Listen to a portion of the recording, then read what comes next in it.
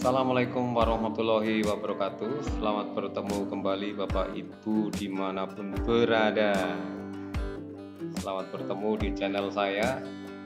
Semoga Bapak Ibu tidak bosan untuk terus mengikuti video-video yang saya sampaikan kepada Bapak Ibu semua. Baik Bapak Ibu, untuk kali ini saya ingin berbagi tentang perbedaan PAK yang lama atau PAK konvensional dengan PAK yang baru, yaitu PAK integrasi setelah terbitnya Permenpan RB nomor 1 tahun 2023. Maka setelah berlakunya Permenpan ini bahwa sudah tidak dibutuhkan lagi DUPAK untuk mengajukan kenaikan angka kredit, maka form PAK juga akan berubah karena nanti akan dikonversi ke PAK yang baru atau PAK integrasi. Baik Bapak Ibu, sekilas kemungkinan besar PAK yang lama dengan PAK yang baru perbedaannya seperti ini. Yang sebelah kiri ini PAK konvensional atau PAK lama, sementara yang sebelah kanan adalah PAK integrasi. Seperti biasa, di atas ini ada data diri Bapak Ibu guru, karena ini untuk PAK guru. Sebelah kanannya juga formnya sama. Kalau yang sebelah atas itu identitas guru. Nah, perbedaannya adalah di sini Bapak Ibu. Kalau PAK yang lama, jadi kalau di PAK yang lama atau PAK konvensional ini terdiri dari 4 item atau 4 unsur, yaitu pendidikan, pembelajaran, bimbingan tertentu, pengembangan proses, dan unsur penunjang. Nanti di PAK yang baru atau PAK integrasi itu terdiri atas 5 item, yaitu angka kredit dasar yang diberikan, angka kredit yang diperoleh dari pengalaman, angka kredit yang diperoleh dari kegiatan tugas jabatan, angka kredit yang diperoleh dari pengembangan profesi, dan angka kredit yang diperoleh dari kegiatan penunjang. Nah, ini perbedaannya nanti di sini Bapak Ibu.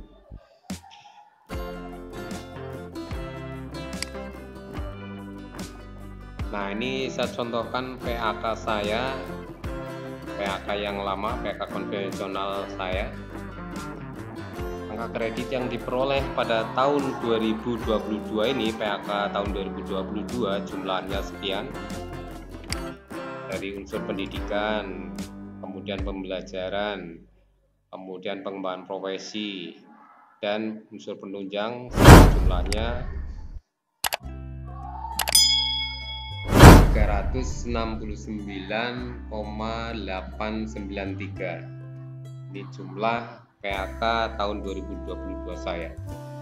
Nah, dari jumlah ini nanti kita masukkan ke dalam form PAK yang baru. Bagaimana caranya? Nah, untuk itu nanti dari jumlah ini kita konversi dulu. Nah, cara mengonversinya di sini sudah saya sediakan tabel. Nah, tabel ini berdasarkan peraturan BKN nomor 11 tahun 2022. Jadi ini yang akan digunakan untuk mengurangi untuk mengonversi angka kredit yang kita dapatkan pada tahun 2022 ini. Bapak Ibu bisa perhatikan di sini ada nilai dasar. Nah, nilai dasar inilah yang akan kita gunakan untuk mengurangi angka kredit yang kita dapatkan pada tahun 2022. Nah, ini akan kita gunakan untuk mengonversi angka kredit yang lama. Seperti kita ketahui, untuk jenjang jabatan ahli pertama itu terdiri dari golongan 3A dan 3B. Nilai dasarnya nanti 100. Kemudian ahli muda 3C dan 3D nilai dasarnya 200. Kemudian jenjang jabatan ahli madya 4A dan 4B, 4C nilai dasarnya 400, dan ahli utama 4D dan 4E nilai dasarnya 850. Nah, dari jumlah angka kredit yang kita dapatkan pada tahun 2022 ini nanti kita konversi. Caranya bagaimana? Nah, nilai angka kredit sejumlah 369,893 ini saya pindahkan ke sini. Nanti kita kurangi dengan nilai dasar. Nah, karena saya golongannya 3D, maka nilai dasarnya adalah 200. Nah, kita gunakan untuk mengurangi angka kredit yang kita dapatkan di tahun 2022 ini. Kita kurangi 200, hasilnya adalah 169,893. Jadi ini nilai angka kredit yang kita dapatkan setelah dikonversi. Nah, nilai angka kredit 169,893 ini kita bagi ke dalam dua bagian. Yang kita bagi, yang pertama untuk angka kredit pengembangan profesi. Jadi untuk istilah yang sekarang adalah angka kredit yang diperoleh dari pengembangan profesi. Kalau di PAK yang lama istilahnya adalah pengembangan keprofesian berkelanjutan yang terdiri dari pengembangan diri, publikasi ilmiah, dan karya inovatif. Nah, nanti jumlah ini kita masukkan ke dalam angka kredit dari pengembangan profesi. Nah, jadi nanti kita masukkan ke sini Bapak Ibu. Maka dari itu, dari jumlah angka kredit yang setelah dikonversi kita bagi dua. Untuk pengembangan profesi sejumlah 25,300 ini terdiri dari 3 bagian: pengembangan diri, publikasi ilmiah, dan karya inovatif. Bapak Ibu, jumlahnya semua 25,300.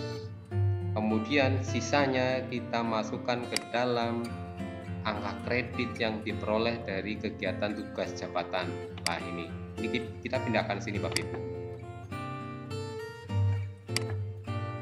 Jadi untuk angka kredit yang diperoleh dari kegiatan tugas jabatan adalah sejumlah 144,593 yang ini.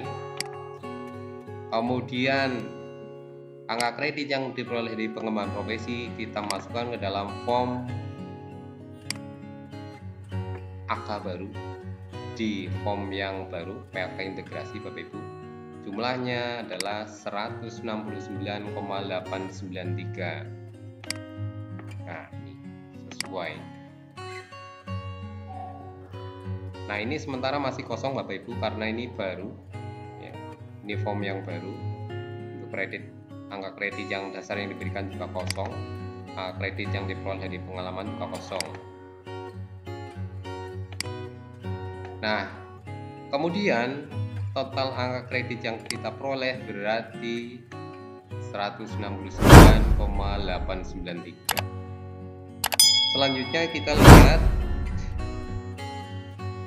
karena saya golongannya 3D, untuk naik pangkat ataupun naik jenjang jabatan ke 4A dan jenjang jabatan ke ahli madya, diperlukan angka kredit minimal yang harus dipenuhi untuk kenaikan pangkat atau jenjang adalah 200.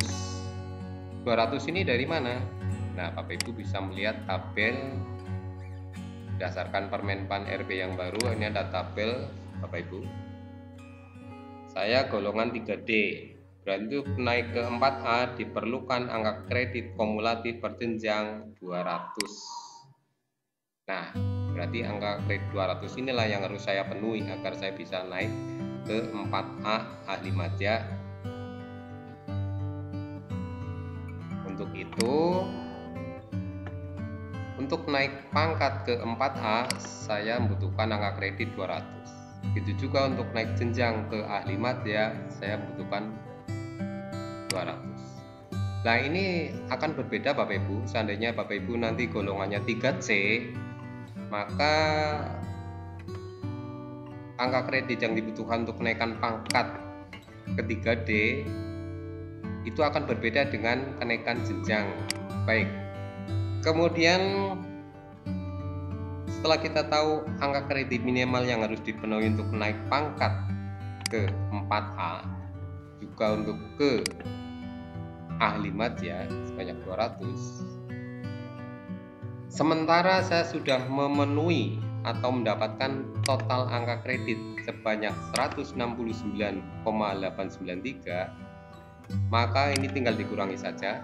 Kekurangan angka kredit untuk naik pangkat tinggal dikurangi saja. 200 dikurangi 169,893 hasilnya adalah 30,107. Berarti untuk naik pangkat ke 4A saya masih kurang angka kredit sebanyak 30,107. Begitu juga untuk naik jenjang ke ahli madya saya masih kurang 30,107. Jadi kekurangan ini yang harus saya penuhi agar saya bisa naik pangkat ke 4A. Untuk ke ahli madya juga sama. Nah, kemudian kita perhatikan di sebelah kanan ini ada kolom peralihan. Nah, ini ada peralihan karena kita peralihan dari PAK konvensional ke PAK integrasi. Maka dari golongan 3D, saya golongan 3D ke 4A, maka dibutuhkan angka kredit peralihan itu sebanyak 6. Dari mana 6 itu? Nah, 6 itu kita lihat di tabel yang sebelah sini. Nah, dari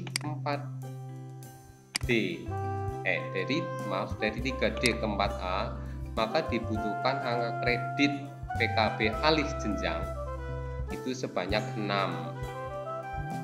Jadi saya harus membutuhkan 6 angka kredit PKB alih jenjang.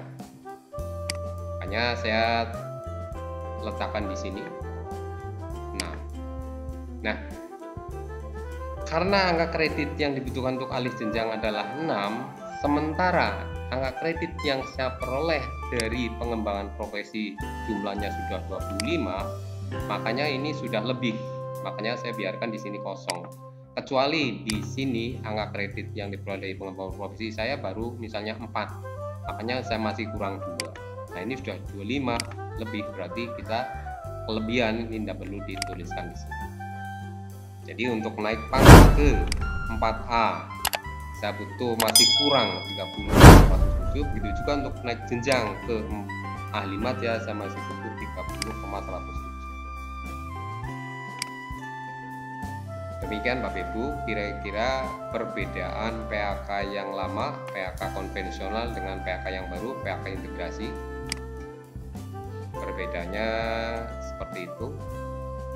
Mudah-mudahan ini bermanfaat. Terima kasih. Assalamualaikum warahmatullahi wabarakatuh.